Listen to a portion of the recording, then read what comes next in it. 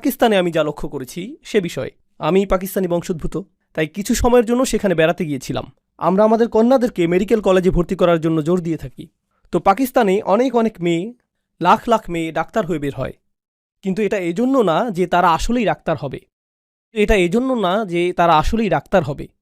যখন তারা ডাক্তারি ডিগ্রি লাভ করে, এটা তাদেরকে বেশ যোগ্য বিয়ের পাত্রী হিসেবে তৈরি করে। তো পাকিস্তানে লাখ লাখ তরুণ নারী ডাক্তার হয় এজন্য না যে তাদের মা বাবা তাদেরকে ডাক্তারি করাতে চায়, অথবা হাসপাতালে কাজ করাতে চায়, অথবা গ্রামে প্রসূতিদের সন্তান জন্মদানে চিকিৎসা সহায়তা প্রদান করাতে চায়। যেহেতু গ্রামে চিকিৎসা সেবা অপ্রতুল, কারণটা তা নয়। মূল কারণ হলো মেয়েটির জন্য ভালো প্রস্তাব আসবে, কারণ সে একজন ডাক্তার, তাই না? কেন আপনি ডাক্তার হতে চান? কারণ আমার মা বাবা চান যে আমি ডাক্তার হই, আর আমার বড় বোন ডাক্তার হয়েছে এবং তার জন্য ভালো প্রস্তাব এসেছিল। এজন্যই আমি এটা করছি। ইনশাআল্লাহ আমিও আমার বড় বোনের মতো সফলতা পাব।